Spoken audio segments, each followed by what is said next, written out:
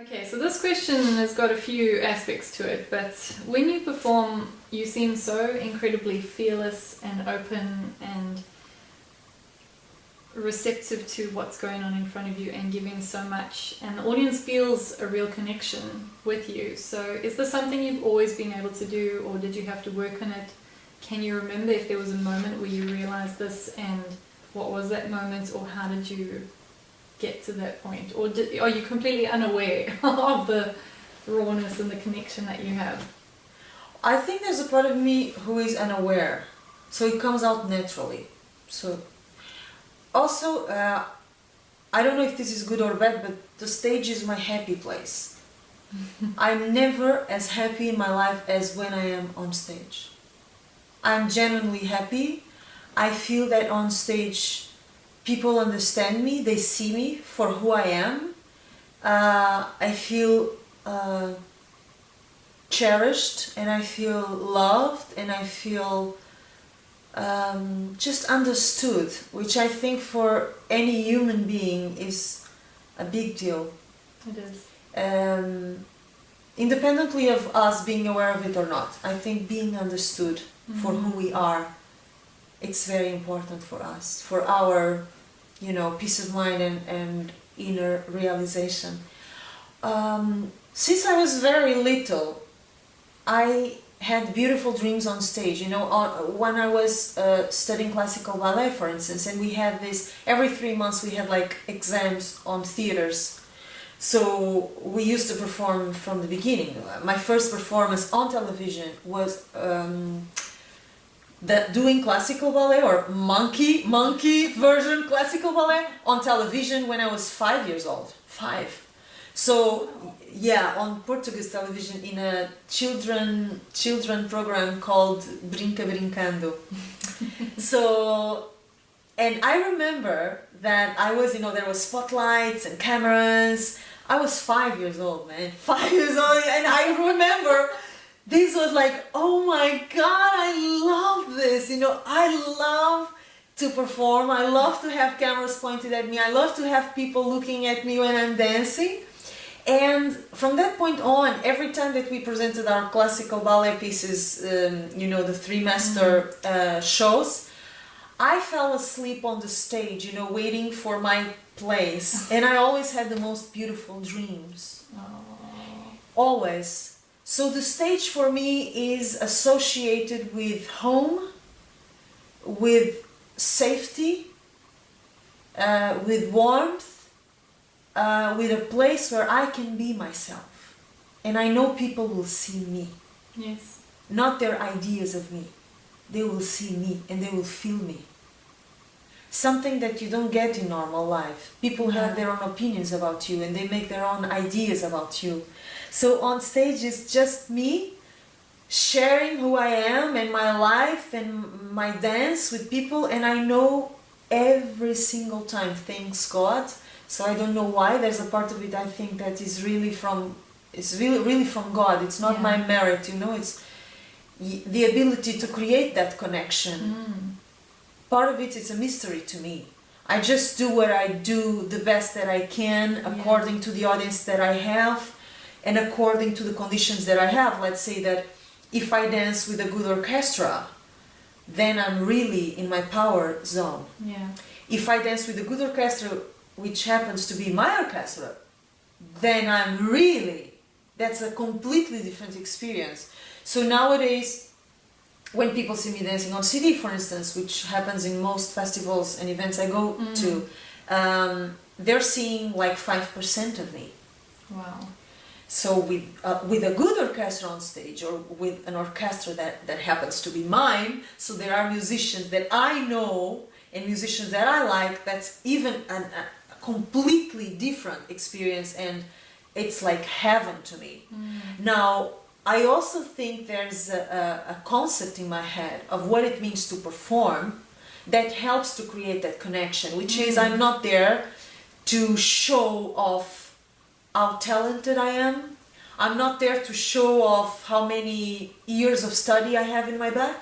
I'm not there to exhibit my technique or my knowledge or the luggage I'm carrying, in the sense that I don't think there's much interest in how much I know or how little I know. I'm there to create an experience everybody can remember.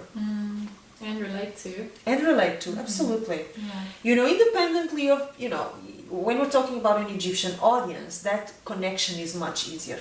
Yes. It's direct. And I'm more free also because there is no need to translate anything.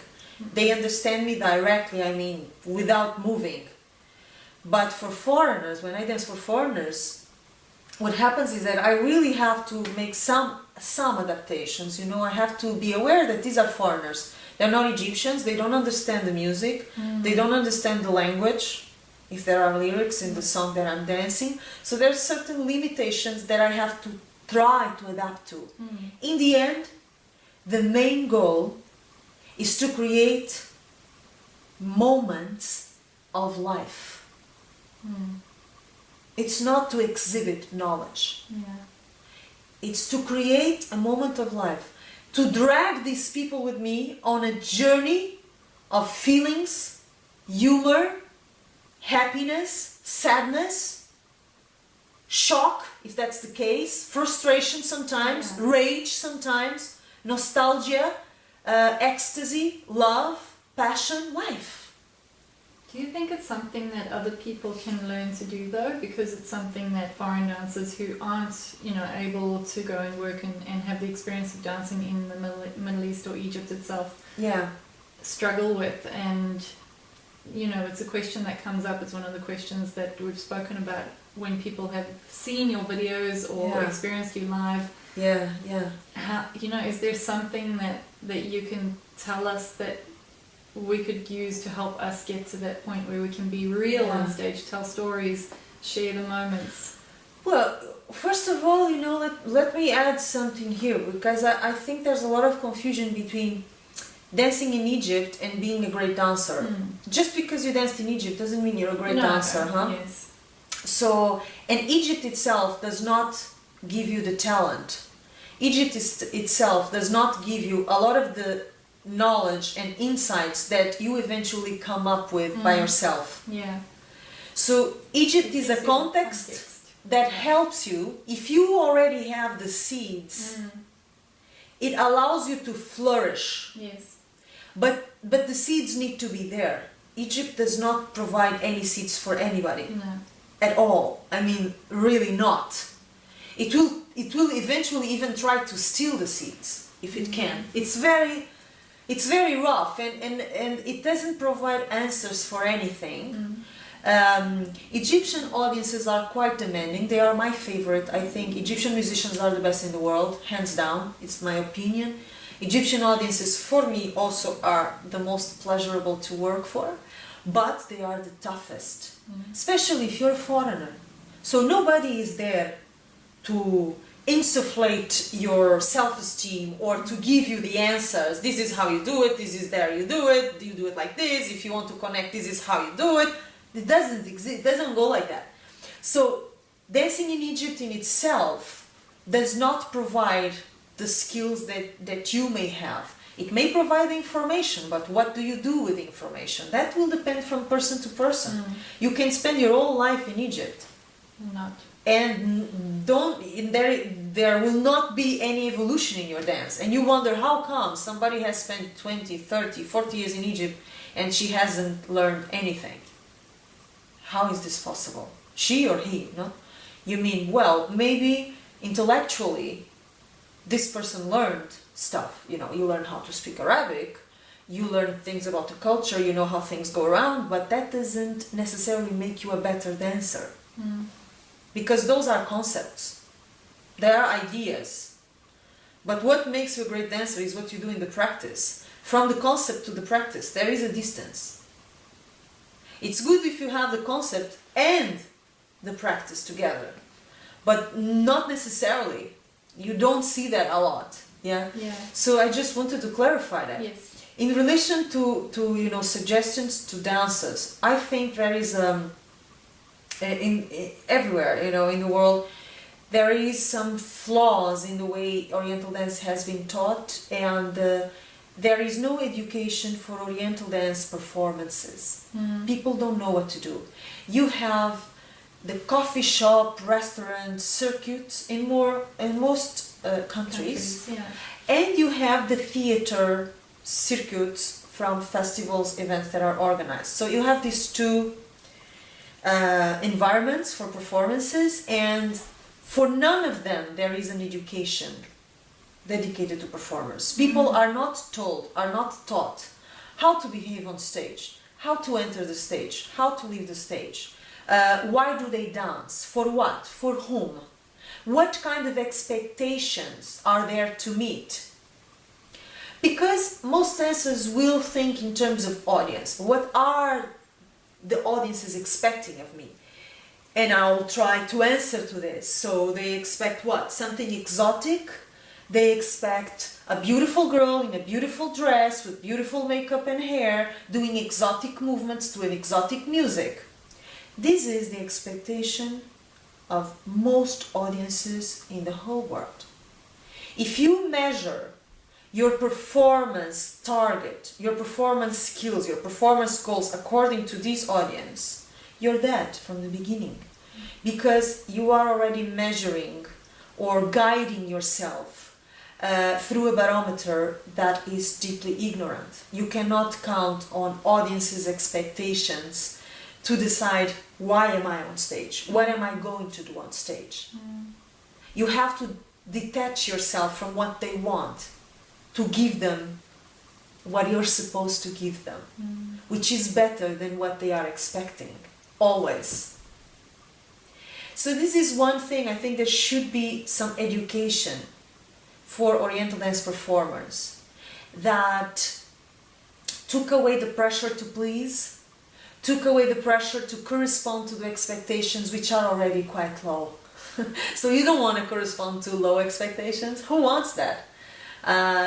Also, you need confidence, so the teachers who are working in this field, and most of them are doing an incredible job, and they do the best they know, the best they can, but I think there is a lack of empowerment of people, because in order to have a great performer, it's not enough to teach them steps and choreographies and data. You have to create dancers who are self-confident, disciplined, humble, trusting of their own instincts, intelligent, passionate about who they are, not only about their dance, but who they are. Who am I? What makes me an average or great or bad performer has a lot to do about who am I, or who I think I am, or how well or bad I know myself. So a lot of a great performer has to do with a great personality, particularly in this kind of dance. So if you don't know the character, if you don't know you, because there's the dancer and there's the person in the dancer. If you know the dancer, oh, I know how to do this movement, that movement, that movement, I have this information, that information, that information.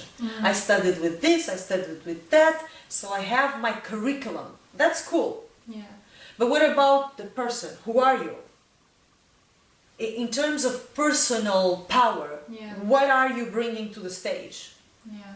Most dancers have no clue. The individuality you spoke about a lot in our workshops. Yeah. Finding out what each person is special, but they have to bring that specialness to the stage. Absolutely. Yeah. I say that's 50% of the work in Oriental dance is the person. So if you don't know yourself, if you don't value who you are, if you're trying to chase the ghosts of somebody else, if you're trying to copy somebody else, if you're trying to be a clone of somebody else, if you're not ready to say, look guys, this is who I am, take it or leave it, then you will not be a great performer, because 50% of the equation is the person. If the person is not there, you're already weak by the half. It's not going to work. And when the audience responds to you, they don't respond only to the dancer, they respond mostly to the person. And this is something I observed in Egypt quite clearly, because Egyptian audiences are very reactive They are on your face. So if they don't like you, you will know they don't like you immediately. And I've seen, you know, very good dancers completely ignored. The audiences would not care. She would be like killing herself, doing what I thought was a good piece of dance. Like, I think that's a good dancer, but nobody is paying attention. You know, I thought, wow, that is strange, because that's a good dancer. I've seen lesser dancers being adored and having the attention of the audience. So why certain people don't get into people's hearts? You know, it's like, I observed a lot. And in Egypt, you know, also, I observed that people reacted to me before I started to dance.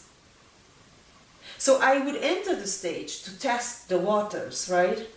Like, I enter the stage and I see. And they were already with me. And then once I finish, I ask myself, why? But I was not dancing. I could have been the worst dancer in the world, but before I started to move, people were already in me. I say, why? It's not fair, right? It doesn't sound fair, but it made me think, like, there must be something that is not in the dance itself that captivates people. And gradually, you know, through the observation of my own work and what made a show successful, an observation of other dances, other shows, even other kinds of dances, not always Oriental dance, I realized that a lot of the dance success, a lot of the performance success has to do with being able to connect on a personal level with audience, and not only with knowing what she's doing. That's very important, but not only. If you rely only on that, you're not able to create that link. You're not able to create that connection. Also, the willingness to expose yourself. Yes. And eventually make a fool out of yourself, even, and make mistakes. This is very scary for most dancers. Yeah. But if you're really willing to connect on a personal level and to share stories with the people through your movement, through your energy, through your imagination, through your heart, through your blood, you know, if this is real, there is no other path except exposure. You need to be vulnerable. You need to be able not to know everything that's going to happen. You need to take risks. Maybe sometimes you're dancing a song, you know, and you're feeling it in a unique way, and you're reaching out for people and it's not coming through. And maybe because you're so instinctively reacting to the music, you lose track of what you're doing. Maybe you don't do the best movements, they don't look good on camera, they don't look good on video, they don't look good on anything, but you gave it your best try. So there are risks implicit. Also the fact that once you expose yourself and you embrace your personal power and your personal life and you share that with people, some people will simply not like you just because. Yes. You know, because we are mirrors, you know, mirrors of people's dreams and people's frustrations and people's fantasies. And this mirror doesn't always reflect positively. So once you are different, you are more open to criticism and to the people who adore you and the people who criticize you, sometimes not knowing really why, but they just get bothered by you. You make them uncomfortable. Your freedom can make them uncomfortable, you know. Freedom, it's a very powerful, quite uncomfortable subject for a lot of people. So if you go on stage with all that personal power, the knowledge, the exposure, the vulnerability, the willingness to fail, that's a lot of freedom in there. And I think that really freaks out so many people. So dancers tend to protect themselves, you know, they go for the cute, safe thing. I'll prepare this, I'll prepare that, this is the angle, this is how they're going to see me, ta ta ta ta. This is anyway what they're expecting. Everybody applauds in the end. Everybody goes home. Bye bye. See you next life. Done. So this is safe. I'm not saying it's not safe. Yeah, yeah. It is safe. You know, if I prepare the choreography, highly technical, very elaborate, filled with intricate subjects and movements and tricks, and people would probably, you know, at least applaud. People would probably tell, oh, fantastic dancer, amazing technique, but nobody would feel a thing. The experience, the emotion, the way I like to move them would not be there. So I sacrifice cute and perfect and safe for something that is human and real and raw, and that turns a show into an unforgettable moment. And I take the risk gladly. I don't mind to fail. I don't think it is the worst thing in the world. Life is very big, it's very wide, it's very interesting. Yeah. If I fail, it's not the end of the world for anybody. So I'm okay. Wow.